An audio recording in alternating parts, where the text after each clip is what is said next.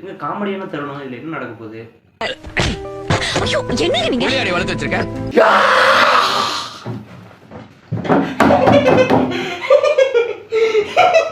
Hi friends, இன்னைக்கு நான் என்ன வீடியோவுக்கு ரியாக்ஷன் பண்ண போறேன்னா பிடிஎஸோட காமெடியான தருணம் அதை தான் இன்னைக்கு நான் ரியாக்ஷன் பண்ண போறேன்.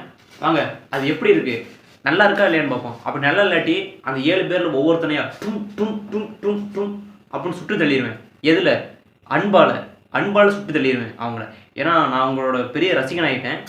அவங்கள வந்து எனக்கு ரொம்ப பிடிச்சிருக்கு, அதான் சொல்கிறேன். பார்த்தோன்னே பிடிச்சிருக்கு.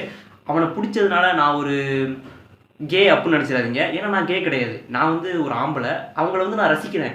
இப்போ எப்படி விஜய் எப்படி ஒரு விஜய் ரசிகனுக்கு பிடிக்கும், அஜித் எப்படி ஒரு அஜித் ரசிகனுக்கு பிடிக்கும், அந்த மாதிரி நான் ஒரு பிடிஎஸோட ரசிகனாக மாறிக்கிட்டு இருக்கேன். அதான் சொல்கிறேன். வாங்க இப்போ பார்க்கலாம்.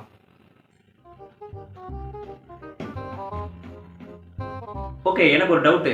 அந்த ரெட் கலர் ட்ரெஸ் போட்டிருக்காருல, அவரோட பேர் வந்து என் வாயில் வரமாட்டுது. என்னன்னு கொஞ்சம் கமெண்ட்ல சொல்லுங்க. என்ன இப்படிதான் என்னடா?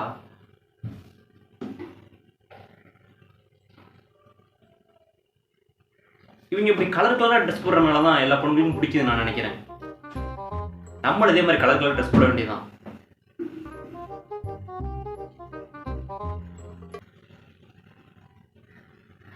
இங்க காமெடியான தருணம் இதுல என்ன நடக்க போகுது?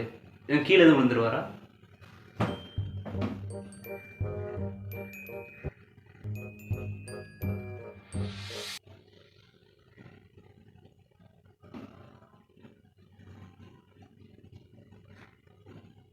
வாட்?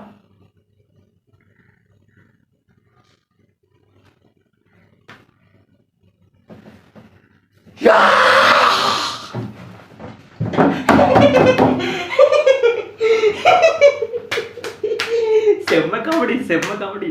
அப்பா எனக்கு சிரிப்பை அடைக்கவே முடியலையே. ஓ, என்ன ஒரு காமெடி! என்னால் சிரிப்பை அடைக்கவே முடியலைங்க.